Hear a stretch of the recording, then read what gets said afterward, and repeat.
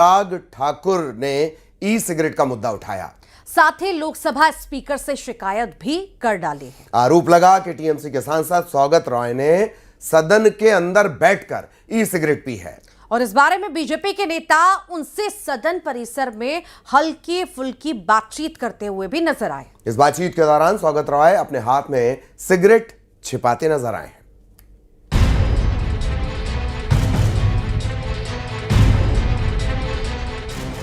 SIR पर हंगामेदार बहस के बीच अनुराग ठाकुर की इस शिकायत ने ई सिगरेट के मुद्दे को हवा दे दी। बीजेपी सांसद अनुराग ठाकुर ने पहले सदन के अंदर ये मुद्दा उठाया और फिर इसकी शिकायत लोकसभा स्पीकर से कर दी। आरोप लगा कि टीएमसी के सांसद सौगत राय ने सदन के अंदर बैठकर ई सिगरेट पी। इस बारे में बीजेपी के नेता उनसे सदन परिसर में हल्की फुल्की बातचीत करते हुए भी नजर आए। इस बातचीत के दौरान सौगत राय अपने हाथ में ई सिगरेट छुपाते नजर आए। शेखावत जी ने कहा कि सार्वजनिक स्थल पर सिगरेट नहीं खुला जगह में आप प्रतिबंधित है। आप सार्वजनिक स्वास्थ्य को खतरा पहुंचा रहे हैं। दादा के आपके स्वास्थ्य का खतरा है, लेकिन हमारा भी स्वास्थ्य खतरे में डाल रहे हैं। कोई भी खुला जगह में सिगरेट दिल्ली में नहीं, हमारे स्वास्थ्य को आप लोग बना के रखे हैं। सिगरेट हमारे स्वास्थ्य को खतरा में डाल रहे हैं दादा। आप you have no right to हमारे ये बातचीत हुई और अगले दिन सदन का सत्र शुरू होने से पहले सौगत राय से फिर सवाल पूछा गया तो इस बार उन्होंने दिल्ली में प्रदूषण की बात कहकर बात घुमाने की कोशिश की। ये तक बोल दिया कि उनकी एक सिगरेट से कोई फर्क नहीं पड़ता। उसके बाहर ये खुला जगह में सिगरेट पीने में कोई पाबंदी नहीं है और बीजेपी जो आरोप लगाता उन्हीं का सरकार के समय दिल्ली में पोल्यूशन सबसे ज़्यादा है, तो वो सब नहीं बोल के हमारा एक तो सिगरेट में कोई फर्क नहीं होगा, वो दिल्ली में पोल्यूशन कम करे। जाहिर है कि सौगत राय सिगरेट के मुद्दे पर अपनी बात पर अड़े हुए हैं। इसी बीच समाजवादी पार्टी भी इस लड़ाई में कूद पड़ी और धीरे धीरे इस सिगरेट पर सियासी बहस बढ़नी शुरू हो गई। इस तरह के अपने आचरण से, इस तरह के व्यवहार से देश के अन्य लोगों को किस तरह से प्रेरित कर रहे हैं, इस पर उनको विचार करना चाहिए। अपने उस कृतित्व से, अपने उस कर्म से, अपने उस दुष्कर्म से वो दिल्ली के पोल्यूशन में इजाफा कर रहे हैं या घटा रहे हैं, एक बार उनको इस पर भी विचार करना चाहिए। नहीं लगता है कि उन्होंने कोई संसदीय नियमों का जो है को तोड़ा होगा। ये भारतीय जनता पार्टी किसी भी बात को अनावश्यक रूप से तोल देती है। सदन का शीतकालीन सत्र चल रहा है और दोनों सदनों में एक बार फिर जोरदार बहस हुई। इस बीच अनुराग ठाकुर ने सदन में ई सिगरेट पीने के मामले में लोकसभा स्पीकर से शिकायत कर दी और देखते ही देखते मामले पर सियासी पारा चढ़ गया, क्योंकि भारत में ई सिगरेट पीना बैन है।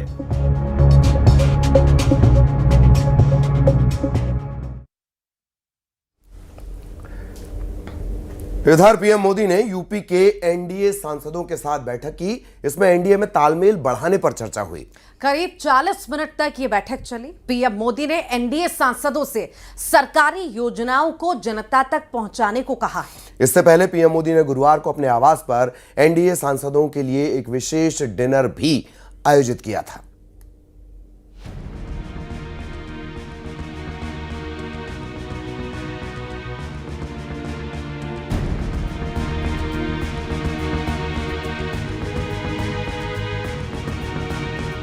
पीएम मोदी ने शीतकालीन सत्र के दौरान यूपी के एनडीए के सांसदों से मुलाकात की। बैठक में सांसदों से पीएम मोदी ने कामों को तकनीकी के जरिए जनता तक पहुंचाने की सलाह दी है। पीएम मोदी ने यूपी के एनडीए सांसदों के साथ बैठक की। इसमें एनडीए में तालमेल बढ़ाने पर चर्चा हुई। करीब 40 मिनट तक ये बैठक चली। इस बैठक में पीएम मोदी ने एनडीए सांसदों से सरकारी योजनाओं को जनता तक पहुंचाने को कहा। पीएम ने ये भी कहा कि कांग्रेस के एजेंडे में ना आए। हम मजबूत हैं, हम कामगार हैं, मजदूर हैं। आपके साथ संगठन को मजबूत करने के लिए दिन रात खड़े हैं। इससे पहले गुरुवार को पीएम मोदी का सांसदों के साथ डिनर हुआ था। ये डिनर नरेंद्र मोदी ने अपने सरकारी आवास 7 लोक कल्याण मार्ग पर एनडीए सांसदों के लिए रात्रि भोज का आयोजन किया था। इस दौरान पीएम मोदी सांसदों से मिले थे। पीएम मोदी ने कल अपने आवास पर एनडीए सांसदों के लिए विशेष डिनर का आयोजन किया। इस डिनर में कई तरह की डिशेस परोसी गयी। संसद भवन में ही 9 दिसंबर को एनडीए संसदीय दल की बैठक हुई थी। इसमें भी पीएम मोदी शामिल हुए थे। इस दौरान सभी सांसदों ने पीएम मोदी का सम्मान भी किया था। सांसदों ने एनडीए नेताओं से कहा था कि भारत पूरी तरह रिफॉर्म एक्सप्रेस चरण में आ गया है, जिसमें तेज और नागरिक केंद्रित शासन बदलाव होंगे। Bureau report, news 18।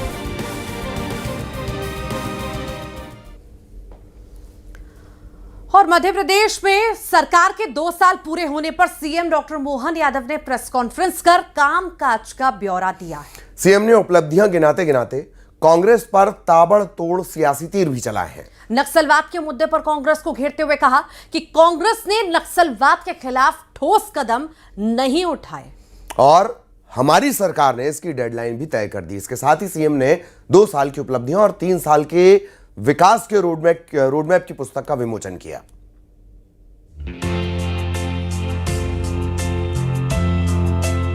सरकार के 2 साल पूरे होने पर सीएम डॉक्टर मोहन यादव ने प्रेस कॉन्फ्रेंस कर 2 साल के कामकाज का ब्यौरा दिया, जिसके साथ ही सीएम ने 2 साल की उपलब्धियां और आगामी 3 साल के विकास के रोड मैप की पुस्तक का भी विमोचन किया। सीएम डॉक्टर मोहन यादव ने प्रदेश सरकार की उपलब्धियां गिनाई। सीएम डॉक्टर मोहन यादव ने कहा, लाडली बहना योजना की राशि बढ़ाई गई, किसानों के लिए भावंतर योजना लाई गई, सरकार ने समर्थन मूल्य देने का काम किया, पूरे देश में सबसे सस्ती बिजली एमपी दे रहा है, युवाओं को रोजगार देने का भी काम किया। 42 दिनों में 42 नक्सलियों ने सरेंडर किया। 32 लाख करोड़ के निवेश प्रस्ताव भी सरकार को मिले हैं। ओंकारेश्वर और पचमढ़ी के लिए हवाई सेवा शुरू की गई है। समय 2 साल का लगा, लेकिन ये काम भी इतना बड़ा रहता है कि 2 साल भी बहुत, अगर हम पीछे देखो तो बहुत लगते हैं, आगे देखो तो बहुत कम लगते हैं। तो ये इसीलिए हमने एक इसी के साथ पिछले इसी महीने से 2 साल की समीक्षा बीते कामों की और 3 साल के टारगेट। राज्य और केंद्र की सरकार दोनों जगह एक दल की सरकार थी, कांग्रेस की सरकार थी, केंद्र में भी और राज्य में भी।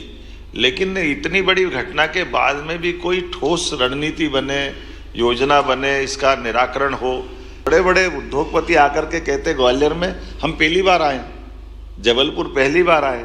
तो जब जबलपुर ग्वालियर तो आए, लेकिन सागर और नर्मदापुरम में भी और शहडोल में तो जो हमारा इस्पात का कारखाना टीएमटी सरिया वाले ने लगाया, वो अग्रवाल जी आकर बोलते कि मैं तो बिल्कुल पास का छत्तीसगढ़ का ही हूँ।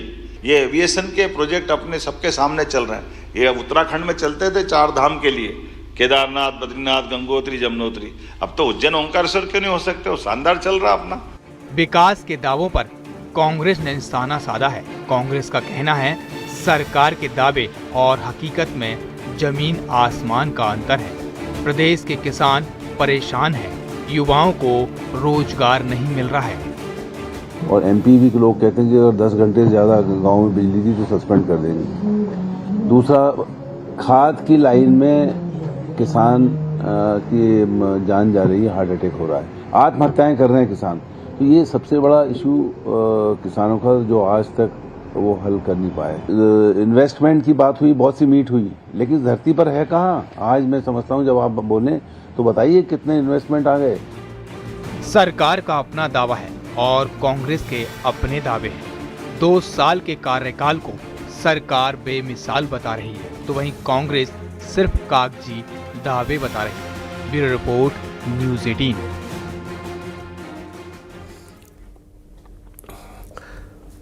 और अब बात क्रिकेट के मैदान की। भारत के फ्यूचर स्टार वैभव सूर्यवंशी ने एक बार फिर बल्ले से रनों की बरसात की है।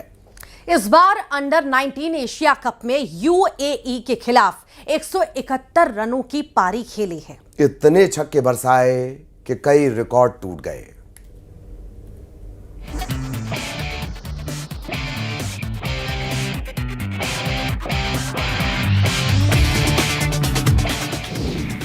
वैभव सूर्यवंशी नाम दुबई में लाया तूफान, बल्ले से मचाई तबाही, गेंदबाजों की शामत आई, ताबड़तोड़ अंदाज, बेबस हुए गेंदबाज। सूर्यवंशी का कोहराम रुकने का नहीं ले रहा नाम।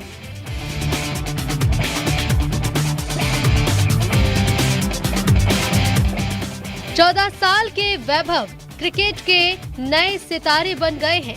उनका बल्ला अब रुकने का नाम नहीं ले रहा है। एक बार फिर वैभव सूर्यवंशी ने बल्ले से तबाही मचाई है। दुबई में चल रहे अंडर 19 एशिया कप में ताबड़तोड़ अंदाज में खेलते हुए तूफानी शतक जमाया है।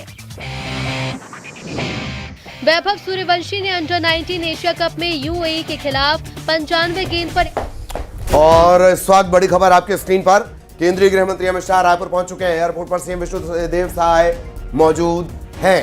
साथ ही साथ उनके विधानसभा अध्यक्ष डॉक्टर रमन सिंह भी मौजूद हैं। बता दें आज रायपुर में ही रुकने वाले हैं केंद्रीय गृह मंत्री अमित शाह। कल बस्तर के लिए रवाना होंगे।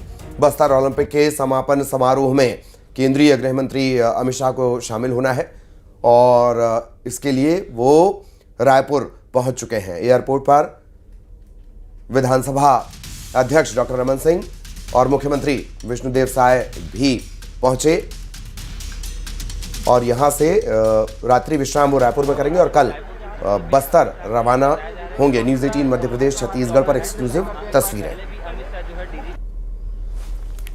तो कल जगदलपुर के लिए रवाना होंगे केंद्रीय गृह मंत्री अमित शाह। ये बड़ी जानकारी आपको दे रहे हैं। आज रायपुर में ही रुकने वाले हैं और कल बस्तर के लिए रवाना होंगे।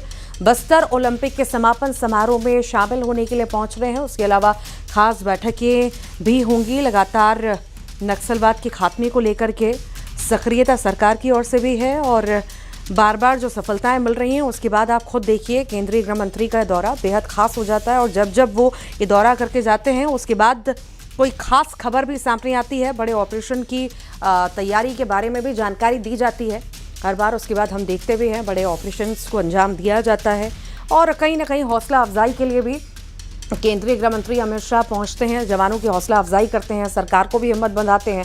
जो एक टारगेट रखा गया है उस टारगेट के बहुत करीब पहुंचने का दावा लगातार सरकार कर रही है और जिस तरह से बड़ी संख्या में नक्सली खुद सरेंडर कर रहे हैं, इतने बड़े बड़े इनामी नक्सली और कई सारे ढेर किए जा रहे हैं जो मानने को तैयार नहीं, हथियार डालने को तैयार नहीं, उन्हें भी ढेर किया जा रहा है। तो ये कहीं ना कहीं बड़ी सफलता है। गिरफ्तारियां, सरेंडर और मार गिराना, ढेर करना ऐसे नक्सलियों को जो मारने को तैयार नहीं, ये बड़ी सफलताएं हैं। और एक के बाद एक आपने देखा कि कई बड़े हार्डकोर नक्सली, बड़े बड़े लीडर्स ने सरेंडर किया है, कुछ मार गिराए गए हैं। ये बड़ी सफलता और ये दर्शाता है कि वो दिन दूर नहीं। शायद जो लक्ष्य 2026 मार्च तक का रखा गया है उससे पहले ही इस लक्ष्य की प्राप्ति होती हुई शायद नजर भी आ रही है और दावा भी सरकार यही कर रही है। और न्यूज़ 18 पर केंद्रीय गृह मंत्री अमित शाह की पहली तस्वीर एक्सक्लूसिव इस वक्त आप देख रहे हैं। अमित शाह रायपुर पहुंच चुके हैं और आप देखिए उनका काफिला है तो यहाँ से रवाना हो रहा है और उनके स्वागत के लिए यहाँ पर डिप्टी सीएम के साथ साथ मुख्यमंत्री और विधानसभा के अध्यक्ष हैं, तमाम जो नेता हैं वो यहाँ पर मौजूद हैं और उनकी अगुवाई की गई है। और अभी देखिए ये जो काफिला है वो फिलहाल रवाना हुआ है जिसमें पुलिस विभाग के जो मुखिया है डीजीपी अरूप देव गौतम वो यहाँ से रवाना हुए हैं। अब ये देखिए दूसरा काफिला आ रहा है। मैं राजेंद्र जी से कहूँगा कि दिखाएं कि कौन देखिए उनका जो ये काफिला है वो फिलहाल रायपुर माना एयरपोर्ट से यहाँ निकल रहा है।